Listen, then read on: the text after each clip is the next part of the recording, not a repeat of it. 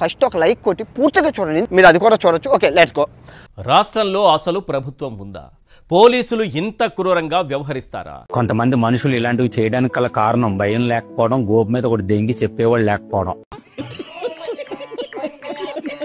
నడి రోడ్డుపై ఇంత దారుణంగా హింసిస్తారా? నేను అడిగేదేంటి, నువ్వు చెప్పేదేంటి? ఎన్ని రెండేసా? ఇది అంబేద్కర్ రాజ్యాంగం అమలవుతున్న రాష్ట్రమేనా? చూడు,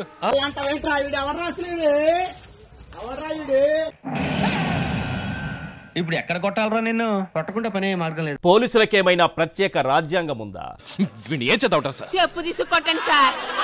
చట్టాన్ని కాపాడాల్సిన పోలీసులే చట్టాన్ని చేతుల్లోకి తీసుకుని అమానుషంగా ప్రవర్తిస్తారా?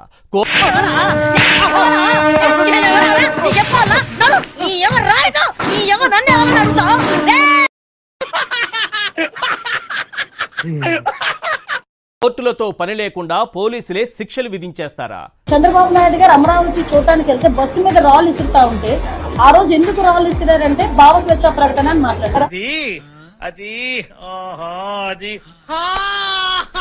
ఆఫీస్ మీద దాడి చేస్తే మా కార్యకర్తలకి బీపీ వచ్చింది అన్నారు. ఇవన్నీ ఎక్సెసివ్ మాట్లాడిన మాటలే కదా.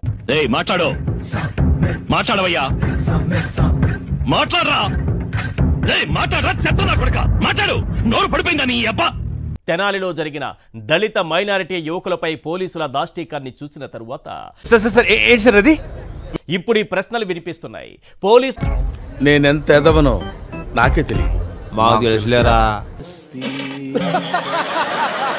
జగన్మోహన్ రెడ్డి ఏదేదో మాట్లాడుతున్నారు, ట్వీట్ లో ఏదో పడుతున్నారు. వచ్చేసింది ఇంకా తెల్లవార్లు చిన్నపిల్లాడు బంతితో ఆడుకున్నట్టు నాతో ఆడుకుంటూ రేపు కూడా వస్తారంట. 3వ తారీఖు జగన్మోహన్ రెడ్డి తెనాలి వెళుతూ ఎందుకు పోలీసుల చేత అరికాలల్లో తన్నులు తిని బెయిల్ మీద వచ్చారో వారి కుటుంబ సభ్యుల్ని పరామర్శిస్తాయి.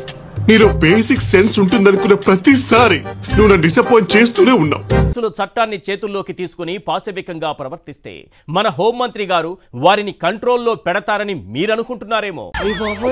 అలా భయపెట్టకండి అంకుల్, ఏదో చిన్న పిల్లలు ఇలాగే బ్రతకలేమండి అంకుల్. కానే కాదు, తప్పు చేసిన పోలీసులది తప్పే కాదని హోంమంత్రి గారు సర్టిఫికేట్ ఇచ్చేశారు. తప్పు చేసిన పోలీసులది తప్పే కాదని హోంమంత్రి గారు సర్టిఫికేట్ ఇచ్చేశారు. నీకు స్పాట్ నేను ఎడతాగా. నేను డైరెక్ట్ క్వశ్చన్ అండి. డాక్టర్ సుధాకర్ అనే వ్యక్తి మాస్క్ అడిగిన పాపానికి నడి రోడ్డు మీద రెక్కలు విడిచి చొక్కా ఇప్పి కొట్టిన సందర్భం మర్చిపోయారా?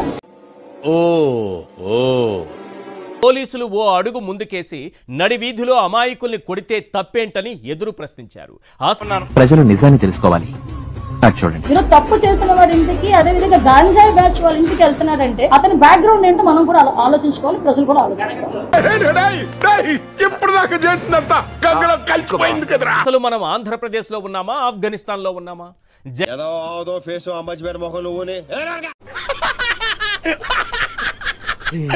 జగన్ ఆ బాధితుల కుటుంబాన్ని పరామర్శిస్తాను అనగానే హోంమంత్రి గారు కులమత విభేదాల్ని తెరపైకి తెచ్చారు. మన రాజమండ్రిలో వరప్రసాద్ అని ఇసుక మాఫియా గురించి మాట్లాడితే పోలీస్ స్టేషన్ లో కూర్చొని శిరోమండనం చేస్తే మరి ఆ రోజు ఎందుకు మాట్లాడలేదు దళిత నాయకుడు?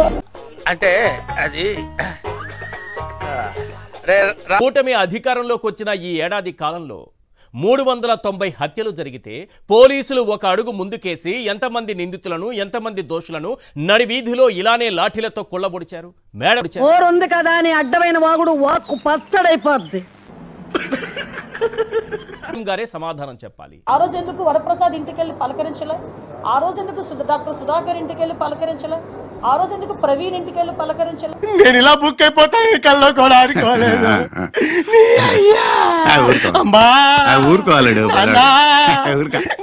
ప్రజాస్వామ్యాన్ని లాఠీలతో కొల్లబొడిచి మానవ హక్కుల్ని పోలీసు బోట్ల కింద నలిపేస్తుంటే ఎవ్వరూ ప్రశ్నించకూడదట. కంట్రోల్ అవ్వకపోతే ఏమవుతుంది? నీ మొహం చూస్తుంటే ఎందుకు పాపం నట్లేదు తమ్ముడు. వచ్చిన పీకేదే వేసేసాడు, బాగా వేసేసాడు. మీరు చేయండి, సబ్స్క్రైబ్ చేయండి, 1,00,000 దాటించండి చెప్తా.